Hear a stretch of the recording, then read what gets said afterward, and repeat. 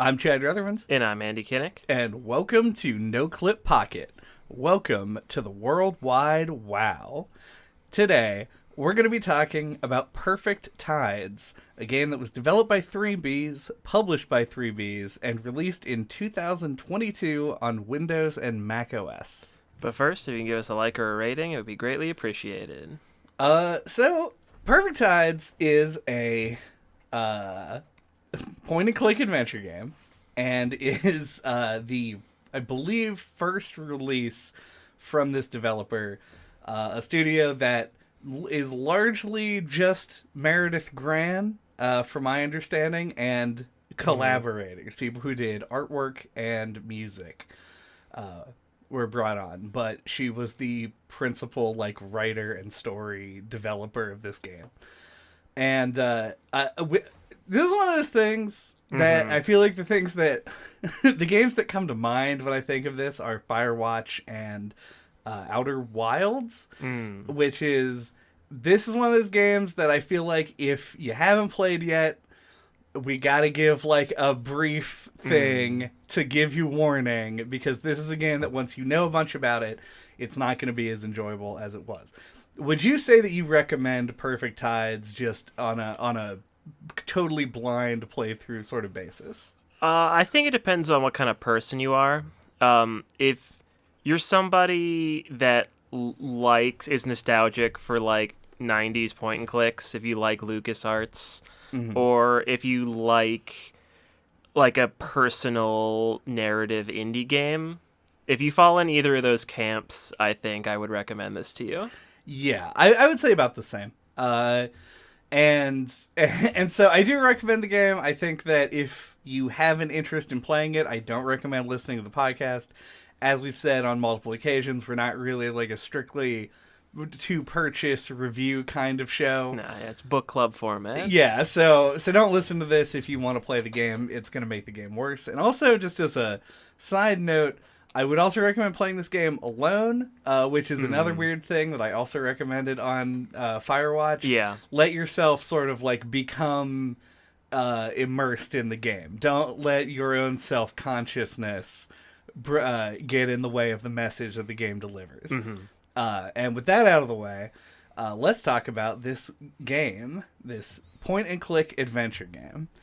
I do not know where to start, which makes me want to talk about the fact that this is the most classic throwback to adventure games that I've seen in ever. I think. Yeah.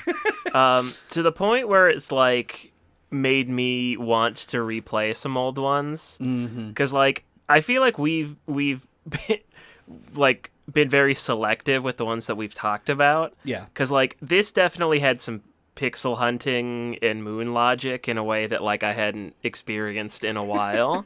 The screwdriver. Yeah. And there's a part towards the end where you had trashing Simon's house. Okay, well, apparently that doesn't have to happen. And I was on that screen clicking around everywhere for the last thing to smash for 10 minutes. So. Oh, thank God I didn't have to do that. Stuff like that. Yeah, picking a piece of brown paper out of a garbage can. There's a lot of stuff in here that is a little bit... I think, and it's weird to me. I'm glad, honestly, that we started by saying I do recommend this game. And it is good, because I am going to say that the adventure game elements of this game were very, I would say, needlessly included. Yeah, it's messy. Yeah, in that way. The games that we've talked about on the podcast that are adventure games have skewed largely toward either modern interpretations of the genre or LucasArts games. And there hasn't been a ton in between. There's the always outstanding Harvester, which was the Cat Lady. Yeah, but Harvester was neither. Cat Lady's more modern, and Grim Fandango is obvious. Yeah, old. A classic go-to. And Broken Age, honestly, is kind of it falls in that camp as well. It's a Tim Schafer game. So. Yeah.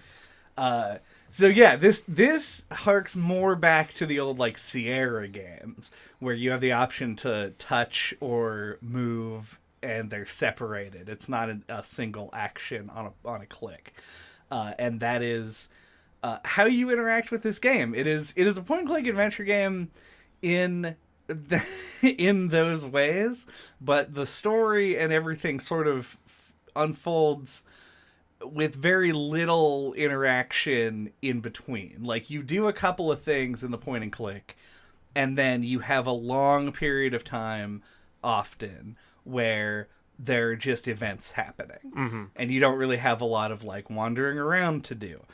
And I think those are like very obviously the strong points of the game.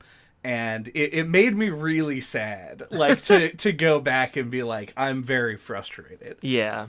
Because a lot of this game's really aimless. Like, you don't get a lot of direction on where to go. And it is a first effort, and I imagine that has something to do with it. There's probably a desire to make it closer to adventure games than to try and do your own thing. Yeah, it also kind of read to me, the developer Meredith Grant has like a playthrough on her YouTube channel that I started watching and am going to watch the rest of tomorrow probably if I have the time. I'm curious to hear her talk about it because like it also kind of reads to me like maybe like a modern kind of headspace of like I want to make it open. Like one of the things she said is like right after you fix the wagon, the first thing you have to do, she had like a build of it where you had to go straight to your house, but she instead made it so you can explore the whole town. So I don't know exactly how it's motivated, but I found myself feeling like similarly like it is a little aimless, and I think the fact that it's got a small map. You know, like the town is pretty small. Like you run into that problem of like you've already explored everything, so each new day you have to go explore everything again, and it makes it easy to overlook stuff. Yeah, you go past the same stuff, and especially when you get roadblocked. Like there's a part in the winter, I'm gonna say. I would have done this today, so I feel like it had to have been the winter, where you have to go into the nightclub. The nightclub that has been locked for the entire game. And so you just run right by it. That alleyway has the nightclub with a locked door and one set of fire engines. And that's the only thing in there. So you just avoid that alleyway 99% of the time. It just happens that with no indication that it's the case, it's the correct place to go on that particular day. I spent like 9 hours in this game. I conservatively spent 2 hours of that time literally just walking around wondering what I was supposed to do next. Yeah. And this sort of bleeds into another point that I want to make. And I'm going to try and spin it positively to maybe get into another part of this. Yeah, there's good stuff to say too. Yeah. I think it's a messy game, so. It absolutely is. Yeah, we'll get the bad stuff out of the way. Yeah. The aimlessness of everything and going around from place to place, it sort of works in service of the fact that this game has not multiple paths. The same basic events play out no matter what you do. It's a lot of hidden stuff. Yeah, there's a lot of hidden stuff and a lot of it that affects the ending of the game. And we know how I feel about multiple endings in games. I don't think they're 100% bad, but I feel like you need a pretty good justification for using it, and it's being overused in the industry generally, to summarize. But this game is a masterwork in taking agency away from the player. There's a lot of things that you being in control of Mara in the way that you would in an RPG, Mara would not do. Because you are an old, wise man in your 30s when you're playing this game, and you know when shit is sketchy and bad. And the game doesn't let you do that. Like, it doesn't let you step in and have reason. The main things that you have agency in, you don't even really know about because they're like little hidden objects all over the game. So I really like the way that the game handles itself when it's telling its story. But when it is being a video game, it feels like it's like, yeah, you have tons of things that you can do to make each playthrough different. And the result is I hated them. I hated that part of it. I didn't like to go around and search out different things to do because I thought it could potentially make my ending better. Yeah, I like the idea on paper, that to like reward the curious player for finding all the little things and thinking to do certain things and combining things and talking to certain people, et cetera, et cetera. But I think I think it goes a little too far with it. Yeah. As a result, I think it buries a lot of its like best content under stuff that a lot of people won't do. That's probably true, and I probably don't know a lot of it. Yeah, I found out about this game through like a recommendation video that was probably put out like 2 years. Well, it couldn't have been 2 because this game like last year. Yeah. So the video would have been last year, and the game stood out to me, so I recommended it for the podcast. And I rewatched the video but like an hour ago. And like just from watching that, I'm like, oh yeah, like there's got to be like so much stuff in this game that I just did not see at all, just from like a few clips that were in the video. Yeah, it is. There's just a lot kind of going on, and it's a lot of stuff that you don't necessarily even know it's possible to miss. Though I guess there's an argument to be made that there's like a meta element to that, where if you understand the genre, you're more likely to know that there are things that are going to be irreversible. The game allows for unlimited save files for reasons like this. Yeah. I'm just past that point in my life, I think. Like, I no longer want to set up a million save files and check to see, did I get this and that? What was my... I have no idea what my score at the end of the game was. I just know that I wanted my decisions to not necessarily to matter, but to be final. And I missed what I missed. And when I got to the ending, it was a little bit unsatisfying. But I honestly, if the good ending is like truly good, I would be even more unsatisfied with that. So I'm not sure on it, and I don't like that I'm not sure. I wish that I could come in and say, I thought the ending of this game was good or bad because of this, but now I have to temper it with, I don't know, maybe there's an ending that I think better fit the way that I was seeing the situation. Yeah. But that's just me hating on multiple endings again for the millionth time. Yeah, it definitely feels like a product of a bygone era, or like something that like you did when you were younger, when you had more free time. And that's like what the game is about. Yeah. So I can barely fault it for that. Thematically, it makes some amount of sense. Yeah. So I don't know, are there other things about the adventure game sort of premise that you want to dip into, or should we get into like what I think are really the meat and potatoes of this, which is the characters in the story? Let's get into those meat and potatoes. All right, I like straight to the point. So this story is about a child, a 15-year-old teen, who lives on an island named Mara. The island's not named Mara, the character is. The island is named Perfect Tides. The island is named Perfect Tides. And it's set in the year 2000. The adventure game sort of setup goes a long way to drive home the nostalgic era of this game. At no point was I like, where are their iPhones? Right. Like, it made sense to me looking at it, what the level of technology was and how everything was set up. And I want to call out specifically the very first scene of the game, because I think it is really good and does a great job of putting you into the headspace that you need to be in order to enjoy this game. It starts with your friend Lily confessing to you that she just had sex with a guy. And if you were me and don't know anything about this game coming into it, my initial response was like, I don't fucking care that Lily had sex with some guy.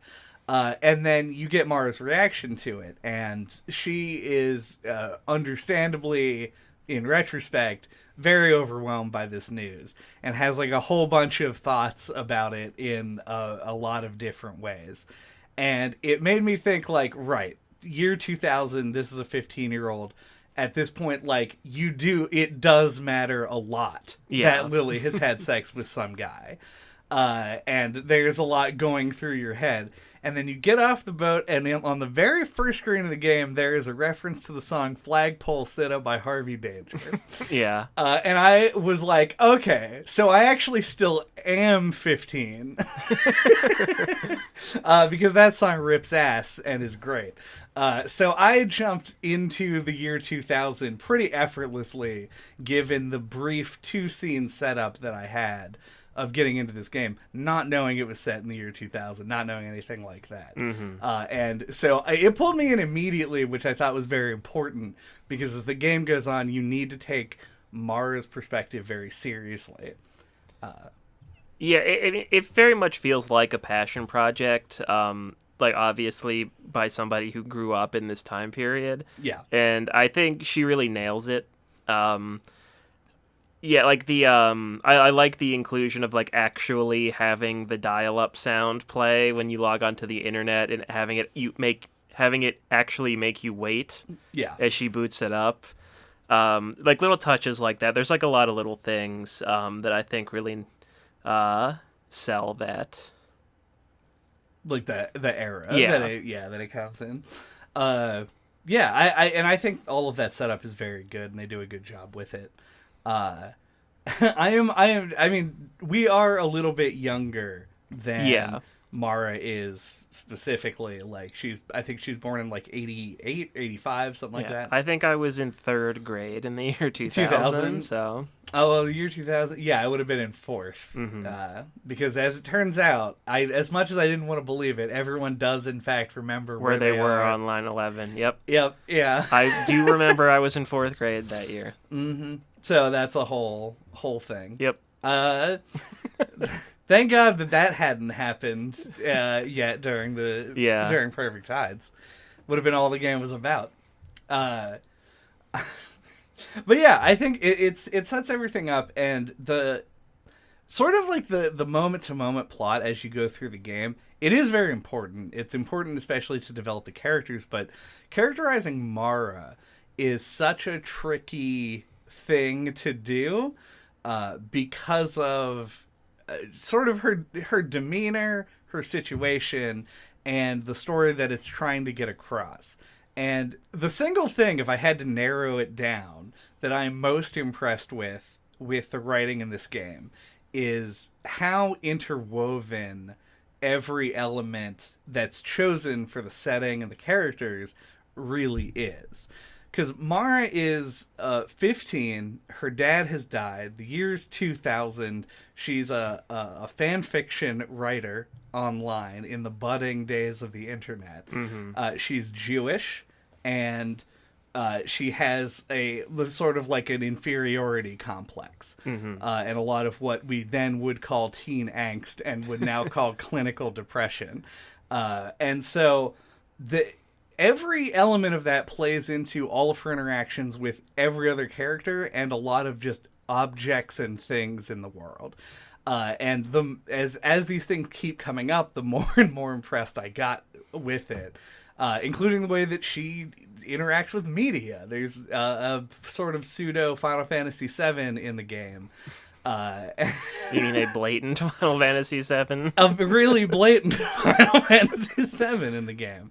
And like things like that, and how it like plays in with all of the other things that she does. Like, she knew about the twist in Final Fantasy VII because of course she did. She's a fan fiction author. Like, that's who's like very online. Yeah. I that stood out to me too, is that she said that she knew about the twist, and because of that, she's put off continuing the game. Oh, yeah. Like, that's something that feels like a nice little bit of characterization. I remember thinking initially, like, oh, I don't really relate to that at all. Like, I've heard other people express similar things, like putting off finishing something they like, which I don't relate to. But, like, but yeah, I just thought it was, like, an interesting, like, example of, like, it does sprinkle in, like, a consistent characterization for her in, like, every little interaction. Yeah. It's just very thorough with everything. Yeah. And I was just really impressed by it. I thought the character work here was really good. Yeah, like it almost kind of gave me like Life is Strange vibes in the sense that like it's rare for a game to really like suck you in to just like living a character's life. And I think this game really accomplishes that. Like it had all its messy mechanical things, Right. but like I kept wanting to come back to it and like wanted to see what happened next. Like you definitely get sucked into the story. Yeah, I largely played this game in 2 sittings, and the it ended up being 3. I wanted to finish it in 2, but I got stuck in a loop of running around not knowing where to go. So I went to sleep and finished it the next day. And I didn't want to, right? Like, I was like, I'll stop when I get to winter. I got into winter and I said, I would like to see this out. Like, especially fall has a big climax moment in it. And so it really felt like there was going to be like a big thing that I needed to like keep going. Probably wasn't much. I was wrong. I think I had like 2.5 hours left, starting in winter. So I was not correct about how quickly it would go, but it did hook me and want me to keep playing. So I have like 2 really big long things that I want to talk about. Okay, I do. want you to give something so I don't just fucking blow hard the whole podcast. I mean, I feel like we've really kind of organically hit most of the things I have written down already. Okay, fair enough. I guess like I have like 2 notes relating to what we were just talking about, but I don't know how much they're really gonna add.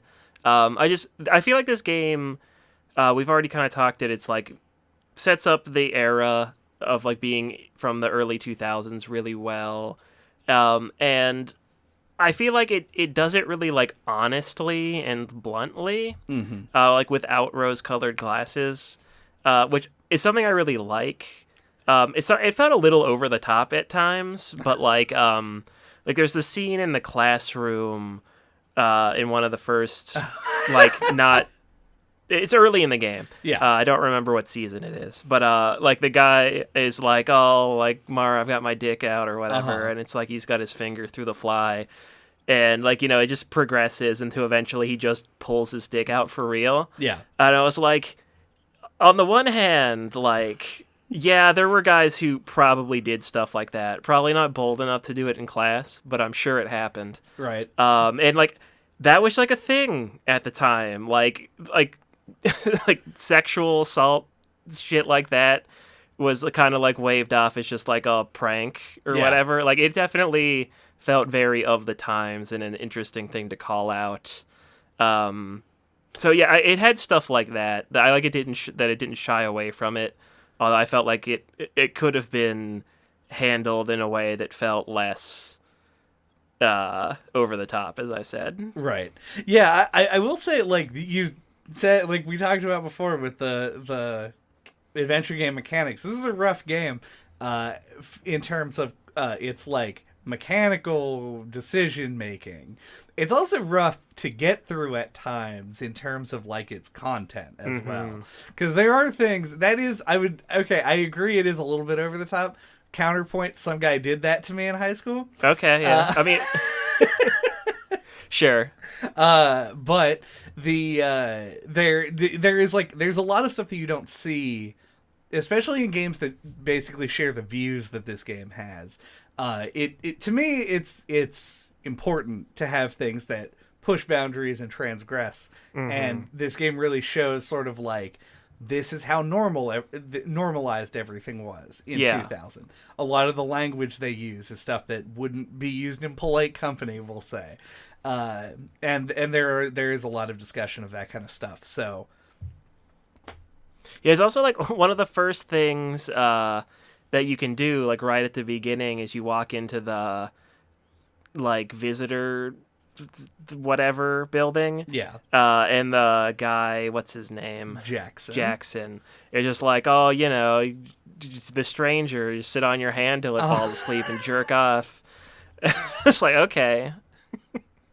Yeah, seems a little odd true. for that to be like the first thing he says as like a 19-year-old guy to a 15-year-old girl that walks in. But yeah, somebody who he's like pretty familiar with. Yeah, though. Yeah. I will say once again, this is not a medical advice podcast.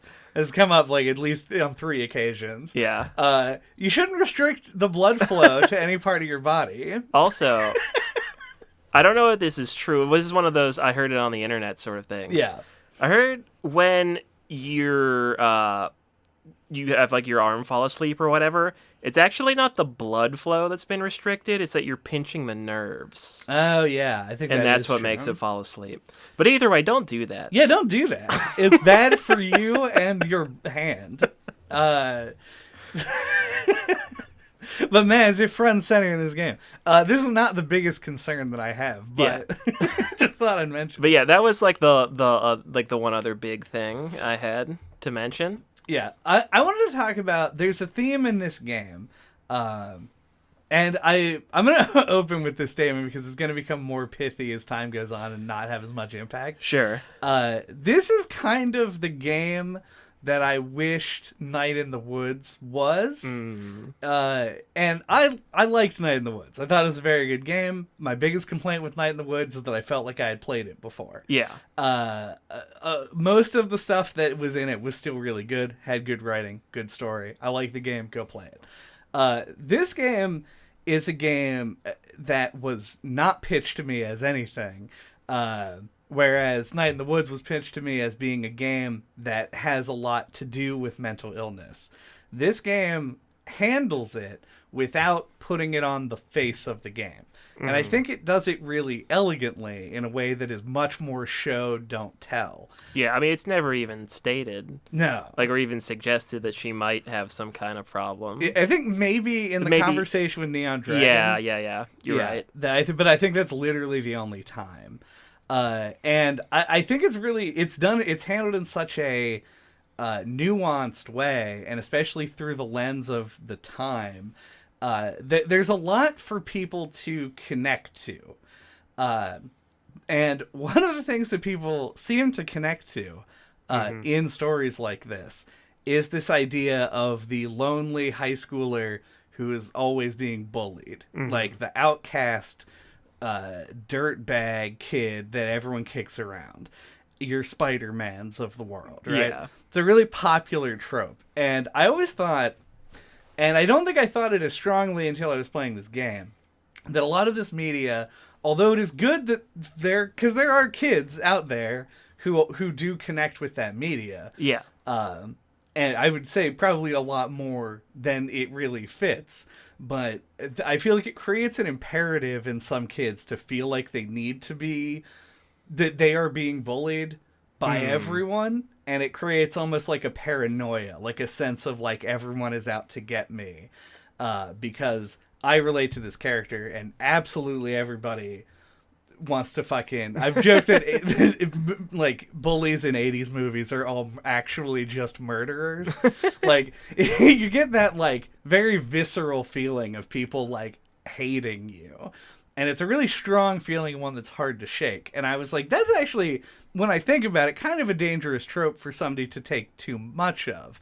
Like, it's obviously good that there's media out there for these kids to attach to, but it's bad if they think that is somehow the key to success, right? And then this game fucking addresses it, and it blew me away. Like, it was just like, Mara thinks everybody's out to get her, and that she has no place, and that nobody likes her, even her friends she thinks are doing it out of pity or whatever.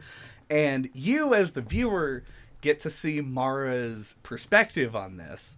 And you can also recognize the people outside of that are either genuinely people who care about Mara and trying to make a connection, or people who recognize the cry for help as a cry for help and are trying to do something about it. But it's impossible for her to see that as a genuine concern. And so she ends up turning on everyone. Simon, on... Garfunkel, on Hall and Oates, her mom and her brother, Lily, Jason, everybody she kind of turns on. And Jason, we can talk about if we want to, is like a little bit more complicated because he actually does transgress.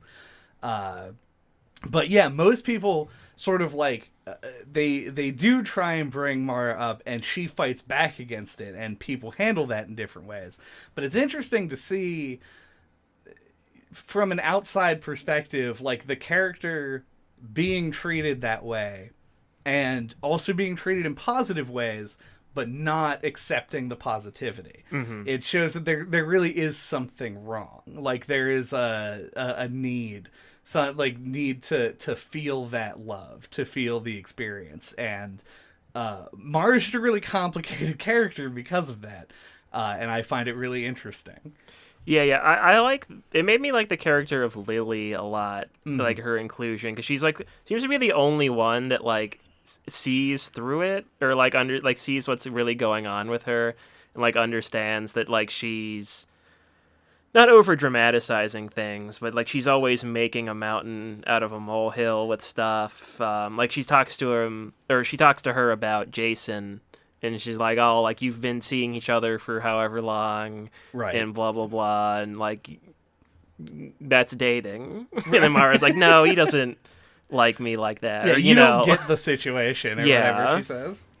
So yeah, you get a lot of stuff like that. Yeah, and it's hard to like really sum up, but like. Yeah, like, at least in the ending that I got, I didn't get any of the characters' endings. Like, I missed a whole bunch of stuff. I didn't even know they were broken up by characters, Yeah, so like, who knows? You can really? get, like, a ending with, like, all the major characters, I think.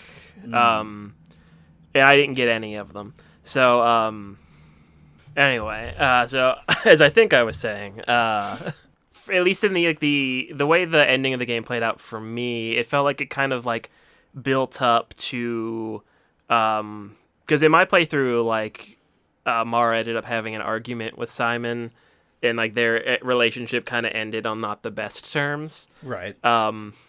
They kind of resolve things, and they smash up his apartment or his house or whatever, but it really like highlighted her like lack of empathy to me, whereas like there were like multiple characters that would like say things to her about like what they're going through, and like she just completely glances off of her, and she like makes it about herself.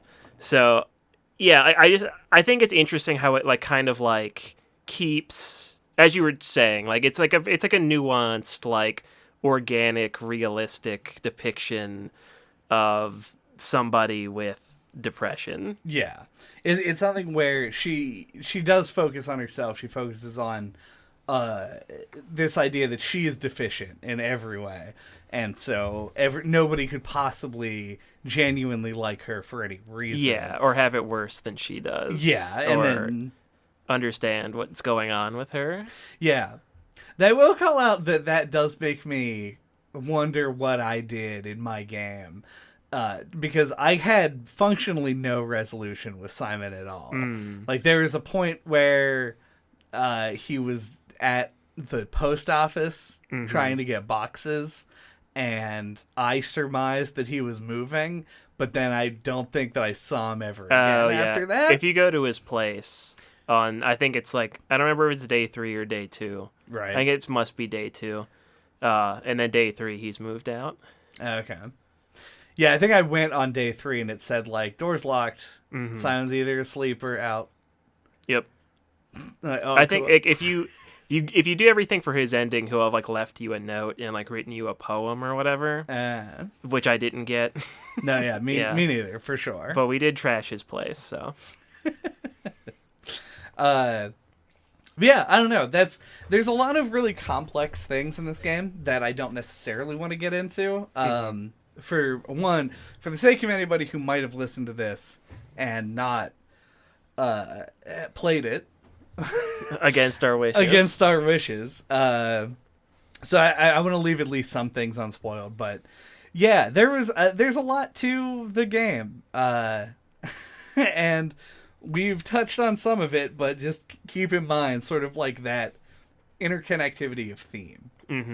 I think is the key thing. There are a lot of elements of it, and we talk about we just sort of painted a negative picture of Mara in the idea of somebody who sort of is narcissistic, refuses to accept the love of other people. But you can spin that in a completely different way as well, because like Mara has herself been both emotionally and sexually abused, even just within the events of the game. So she has a lot of reason for the trauma that she experiences, and so it's a really complicated character piece in a way that I genuinely am not sure I've ever seen done with this level of depth. Especially given how short the game is on a whole. So, just really insanely impressed with all of it. Big fan of that. Also, the art was good. Yeah, I like the look of the game. Yeah, we didn't really mention it at all. The pixel art stuff is done in a way that you would expect from this era, but I thought that the close-ups and stuff were animated extremely well. I liked when she would like sit down on a couch or whatever. Those always had like a particular funny or like amusing look to them. Yeah. Like it has like a low budget charm. Solo dev, like she's Right. I think that it gives it like a personality and a charm. Almost kind of like how Sally Face did. Yeah. Yeah, it was sort of there's a lo-fi aesthetic to it that I think just pays off mostly. And then also the music, I gotta say, I really liked the music. I think that the theme, like for the menu, is a really good track. Yeah. It was weird. It came on, and I was like, "This kind of sounds a little reminiscent of a Final Fantasy track." And then later they have the Final Fantasy VII thing. I was like, "Oh, maybe that was intentional." Yeah, they could maybe. I don't know anything about Final Fantasy, so very well could have been. But I do have to call out that the at-home song, that because I was so frequently sprinting around the island and then returning home to see if maybe it was something I missed there, I heard for about 4 hours, as is a very not repeat-friendly song to me. Yeah. Once again, it fits the time period that the game is supposed to be emulating, but god damn it, da da da da ba da da, so many times. Yeah, it just looped in my brain. Yeah, I feel like at first I kind of thought the music like wasn't quite up to scratch, to where it like should have been, but like it definitely grew on me as the game went on. It has its own charm too, for sure. Did you stop the game when Mara was like, so you put a song called o2.mp3 in the main game file? And then they're like, you mean what? And she's like, right, exactly. And you can like... I do remember that part. I did not stop the game and look at it. If you quit out of the game and then put an MP3 file called O2, it will play that song over the montage of them dancing. Oh. Yeah. And also, as a funny side note, they did say, like, and she was like, oh yeah, I put it on the CD. And she's like, and no crimes were committed at all. The joke being that they didn't have to put a song, like a licensed song in the game. And you could have put a song in it. That makes a lot more sense. However you get that song, it doesn't matter. But I used a song that I have all the legal rights to use. So technically speaking, a crime really was not committed. There you go. So there you go. That's music. I wrote some of it, apparently.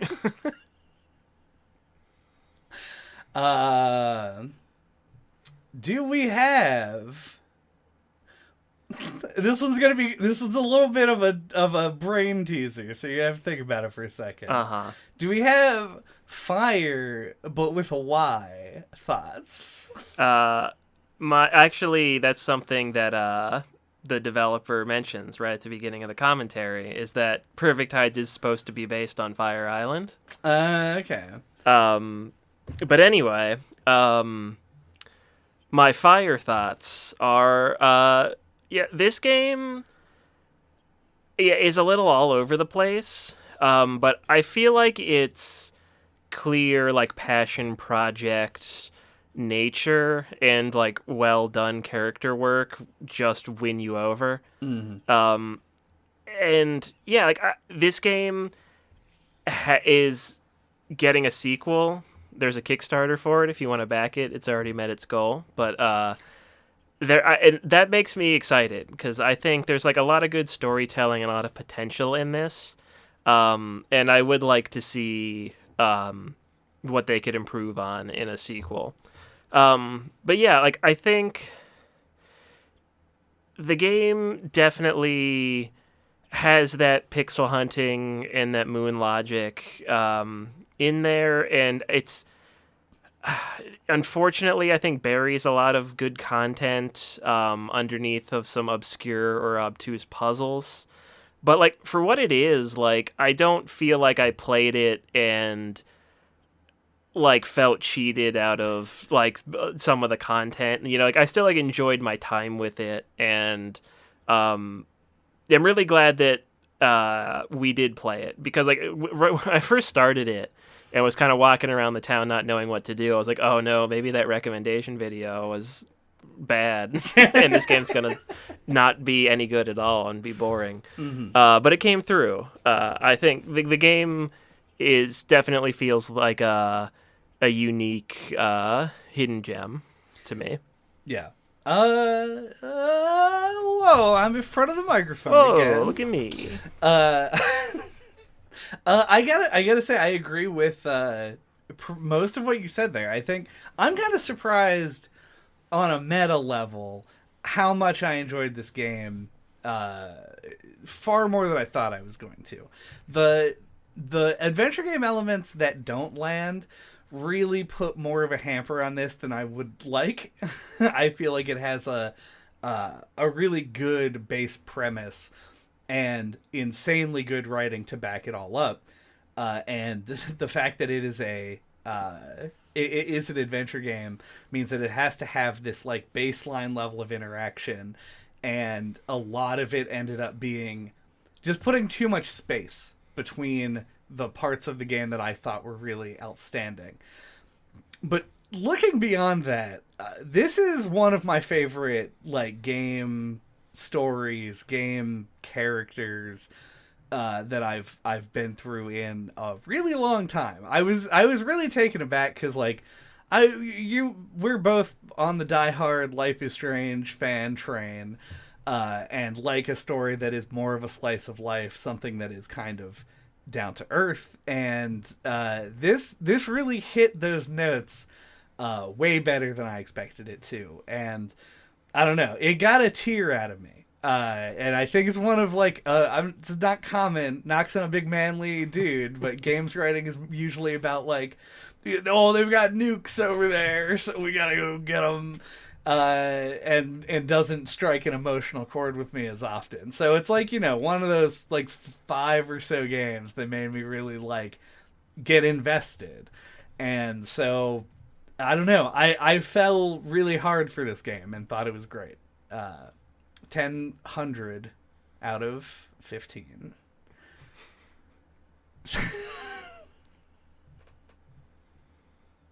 Oh yeah. Also, I put a note down for this. There's no way of bringing this up. It probably doesn't even need to be brought up at all. But for some reason, Jeff Rosenstock was in the special thanks of the credits, which is weird. I can imagine. Well, I don't have to imagine. Listening to a bunch of Jeff Rosenstock and then writing a game like this. But it was I don't think he did anything. Yeah. Like I think that she just likes Jeff Rosenstock and was like, yeah, whatever.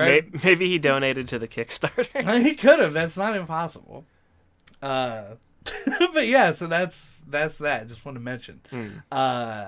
Thank you for listening to NOCLIP Pocket this week. What are we talking about next time? Next time we're to try something a little different, a little wacky and wild.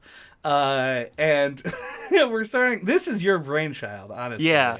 So this was a thing that I wanted to do, I guess, a while ago, and we did one episode of it and never did it again.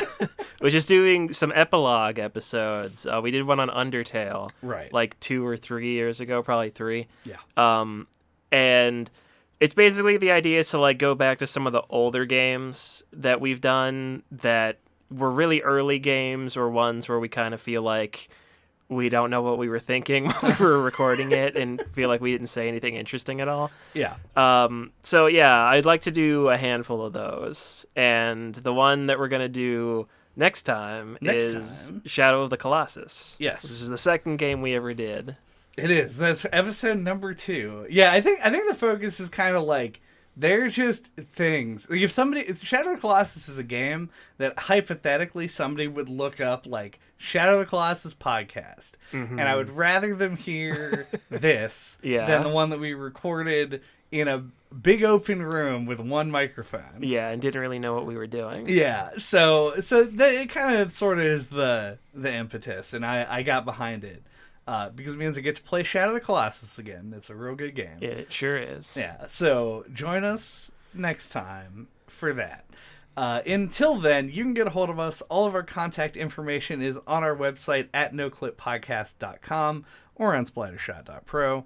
There you can find links to our Twitter account, our email address, the Discord, where you can suggest games for us to play. And you can access all of our old episodes there or on our YouTube channel, including games that we've already mentioned, like Harvester and The Cat Lady and Grim Fandango in the point-and-click universe, or Life is Strange, any of them. Yeah, Night in the Woods was also mentioned. Yeah, Night in the Woods. Lots of games that kind of butt up against this game in different ways here and there. So check it out. Yeah. I don't know where that inflation came from. Don't sit on your own hands. You can jerk each other off in the comment section. Ring that bell. Smash that like button. Put them all in your wagon and take them home. Dun, dun, dun, dun, dun, dun. Man, what a classic track that is. Da, da.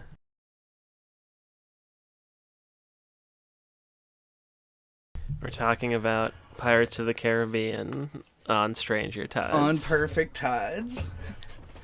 Pirates of the Caribbean actually did their own podcast about this back in 2012 or whatever.